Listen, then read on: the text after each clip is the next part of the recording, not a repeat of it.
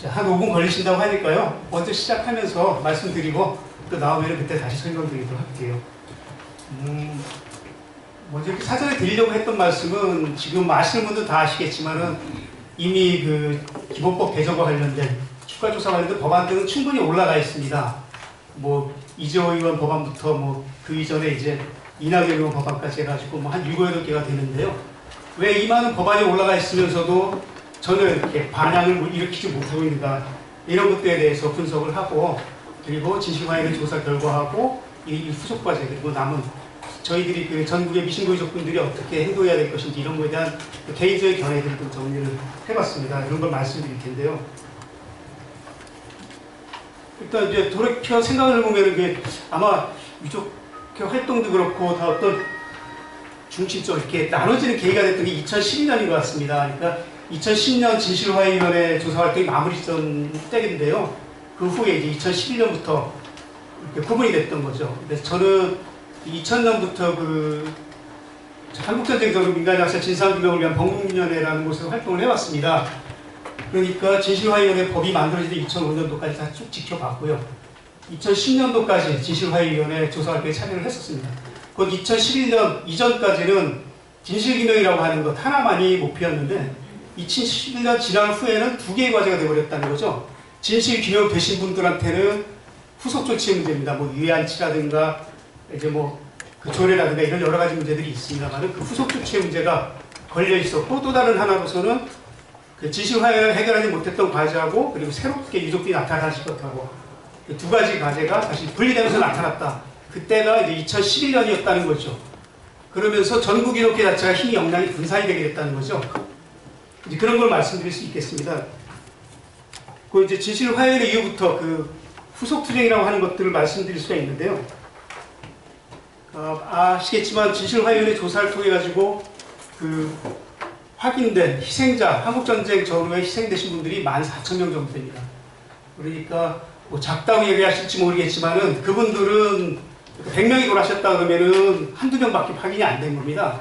곧 흔히 100만이라고 이야기했을 때 잘 믿지는 않지만은 실제 얼마나 많은 분들이 돌아가셨는지를 알 수 있는 거고요.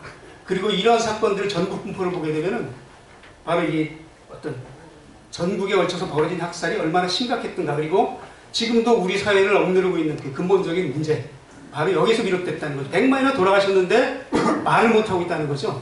이게 한국 사회 현재 모습이고, 이게 뭐 작년에 겪어서 보셨습니다만 세월호에서 304명이 돌아가셨어도 그거에 대해서 진실규명을 억누르는 힘, 이게 바로 이제 65년 전에 벌어졌던 여러 어르신들이 당한 피해를 극복하지 못한 결과다, 이렇게 바라보는 거죠. 그걸 바로 밝혀준 것이 진실화해위원회의 조사 결과였다는 겁니다. 네.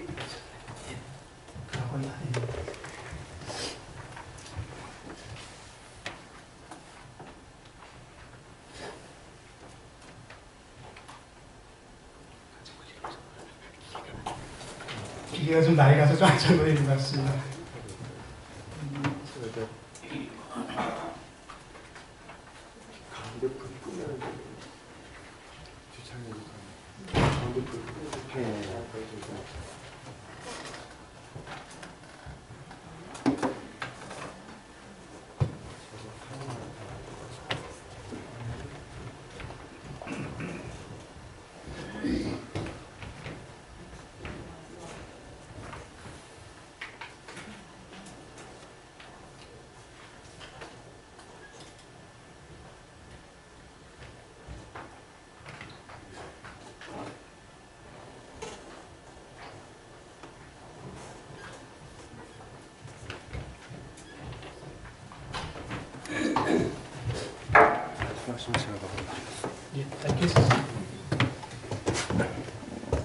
기왕에 준비했던 거 있다고 마저 말씀드리겠습니다. 저 아래쪽 사진은 2001년도 11월 달에 여의도에 전국의 유족분들이 모이셔가지고 그 과거사 기본법 제정을 해달라고 하는 그런 시위를 벌였던 때입니다.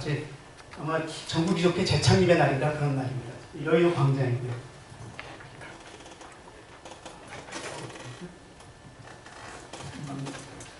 진실화해위원회 조사 결과에 대한 평가에 대해서 아까 좀 말씀드렸습니다. 엄청난 희생 사실이 확인됐다. 미흡하긴 하지만 그래도 그 많은 피해가 확인됐다는 거고요.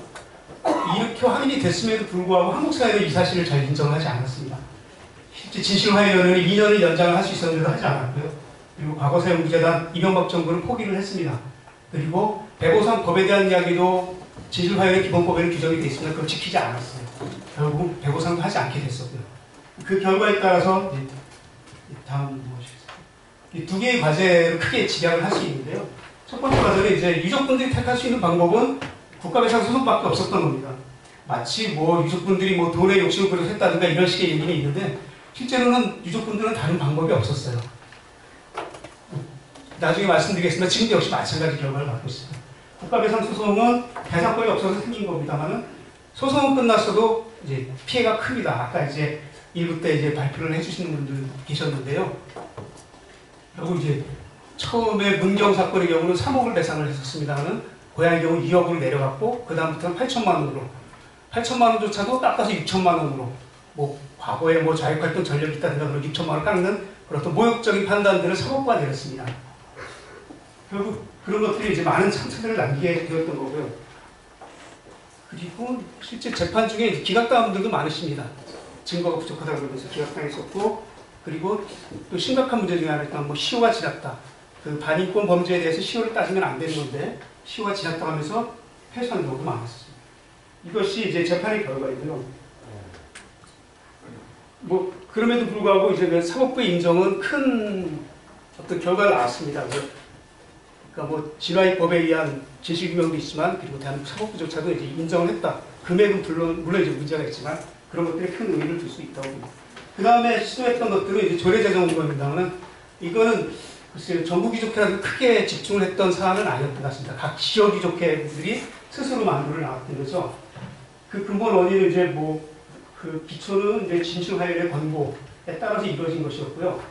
그리고 이제 뭐 고양이 경우에 이제 유해안치를 위해서 조례를 시도했던 건데요. 옆에 사진 보시면 2012년 12월 3일 고양시의회에서 이제 유족분들이 지금 점거 농성을 하고 계시는 겁니다.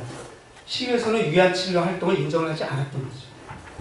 반면에 이제 2012년 5월달에 경기도의회에서 숫자 잘 안 보이시겠습니다만은 한 3대2 정도로 해서 이제 겨우 이제 경기도의회에서 조례가 통과를 됐지만 당시 김문수 도지사는 이제 제의를 요구하는 바람에 2014년에나 겨우 조례가 제정이 되었습니다.